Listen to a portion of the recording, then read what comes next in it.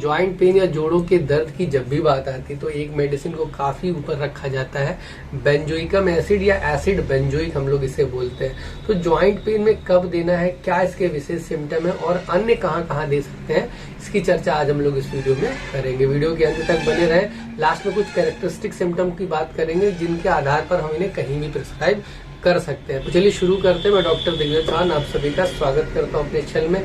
दोस्तों, benzoic acid की जो सबसे विशेष बात है वो है क्रैकिंग इन जॉइंट। चाहे आपका कोई भी जॉइंट हो, चाहे वो रिस्ट जॉइंट हो, चाहे घुटने का जॉइंट हो, चाहे एंकल का जॉइंट हो, अगर आपको उसमें दर्द के साथ साथ क्रैकिंग साउंड मिल जा रहा है, चलने पर क्रक क्रक या खिटकने की कुछ आवाज आ रही है, तो बेंजोइक एसिड 200 पावर में सुबह शाम आप ले सकते हैं। काफी अच्छा रिजल्ट निकल के आता है। और भी कई सारी मेडिसिन है पर बेंजोइक एसिड काफी अच्छा रिजल्ट आपको देती है जॉइंट पेन में, अगर आपको क्रैकिंग साउंड भी मिल रहा है तो। नेक्स्ट इसे हम लोग दोस्तों यूरिक एसिड बढ़ने पर, ऐसे पेशेंट भी आपको मिलेंगे जिनका यूरिक एसिड बढ़ गया है और यूरिक एसिड बढ़ने की वजह से जॉइंट में पेन है और क्रैकिंग साउंड आ रहा है, तो वहां पर भी आप इसे 200 पावर में सुबह शाम देंगे। तो दोस्तों, यूरिक एसिड बढ़ा हो या ना बढ़ा हो, दोनों केस में आपको क्रैकिंग साउंड चाहिए होगी अगर ये मेडिसिन प्रिस्क्राइब करनी है। ऐसे भी केसेस मिल जाएंगे जहां पर यूरिक एसिड बढ़ा है और पेशेंट को स्टिफनेस आ रही है, जॉइंट में हल्का सा तनाव जैसा फील हो रहा है, चाहे वो रिस्ट हो या हमारा एंकल ज्वाइंट हो या हमारा नी ज्वाइंट हो, कोई भी ज्वाइंट हो, वहां पर हल्की सी स्टिफनेस आ रही है।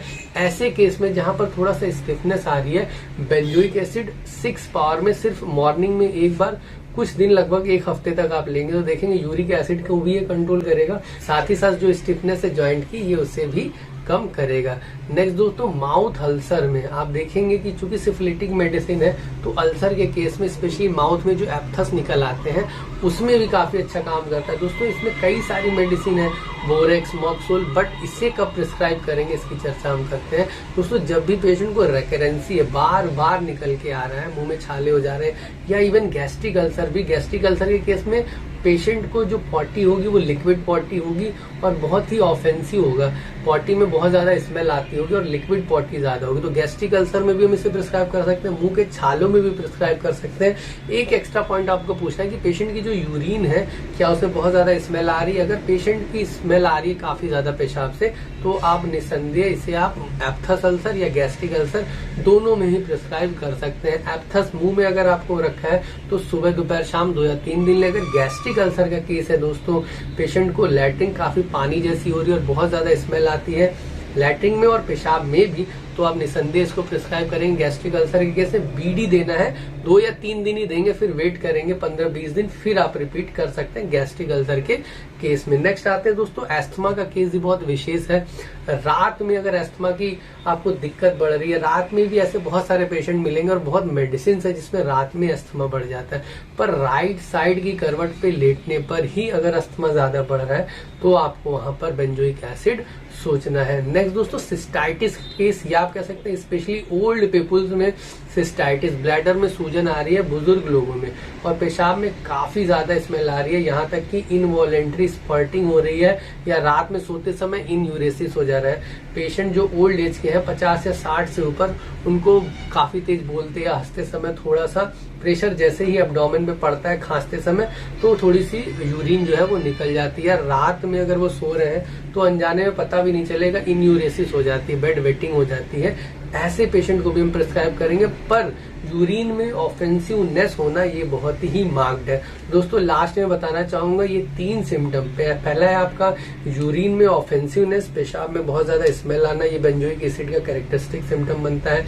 सेकंड, सारी एसिड जो दवाएं, चाहे वो ऑक्सैलिक एसिड हो या बेंजोइक एसिड या और भी कई सारी एसिड मेडिसिन है, वो एक कोल्ड नेचर रखती है, अर्थात पेशेंट को ठंड नहीं बर्दाश्त होती है, चिली पेशेंट होता है। लास्ट में मेंटल में एक बहुत अच्छा सिम्टम बेंजोइक एसिड का बनता है कि पेशेंट जो पुरानी दुखद घटनाओं को बारे में बार बार सोचता रहता है। जब भी समय मिलेगा पेशेंट जो है पुरानी जो भी अनप्लीजेंट चीजें हुई थी उसकी लाइफ में उनके बारे में सोचता है। तो ये 3 लीडिंग सिम्टम आप पूछ सकते हैं कि क्या आपके यूरिन में बहुत ज्यादा स्मेल आ रही है, क्या आपको ठंड बिल्कुल बर्दाश्त नहीं है, या आप अपनी पुरानी जो दुखद घटनाएं क्या उनके बारे में काफी ज्यादा आप सोचते हैं। तो फिर प्रॉब्लम चाहे जो भी हो, चाहे हमने ज्वाइंट में बात की, क्रैकिंग साउंड के साथ ये 3 सिम्टम में से 1-2 मिल जाते हैं, या अस्थमा के केस में, या एप्थस के केस में, या ब्लैडर के केस में। तो दोस्तों, सारी प्रॉब्लम्स के साथ अगर ये जो 3 कैरेक्टरिस्टिक सिम्टम लास्ट में हमने बताया उनमें से 1 या 2 भी मिल जाता है तो ये मेडिसिन प्रिस्क्राइब करने में आपको काफी ज्यादा मदद करेगी। लास्ट में दोस्तों सिस्टाइटिस या रात में अगर इन्यूरेसिस की समस्या है पेशेंट को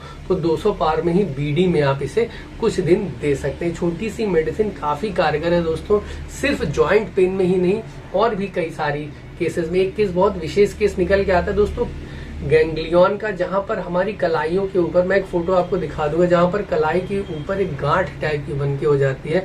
ये गांठ हमारी नसों के इर्द गिर्द फैट टिश्यू जमा होने की वजह से बन जाता है, जिसे हम लोग गैंग्लियन बोलते हैं। तो गैंग्लियन के केस में भी बहुत ही स्पेसिफिक काम करती है। हालांकि 3 में से 1 या 2 सिम्टम जो कैरेक्टरिस्टिक बताए मैंने, जैसे कि पेशाब में काफी ज्यादा स्मेल आना, पेशेंट का चिली होना और गांठ अगर आपको तब मिल जाती है अगर आप इन तीनों पॉइंट पे या 2 पॉइंट पे पकड़ के इसे प्रिस्क्राइब करेंगे तो ये गैंग्लियन को भी गलाने की क्षमता रखता है। तो सुबह शाम 1 हफ्ते तक आप इसको देंगे, गैंग्लियन के केस में देखेंगे काफी अच्छा रिजल्ट आपको निकल के आ जाएगा। तो दोस्तों अगर वीडियो अच्छा लगा है तो प्लीज लाइक और शेयर जरूर करें। चैनल पे न्यू है तो चैनल को सब्सक्राइब करके बेल आइकन जरूर दबा दें। धन्यवाद दोस्तों।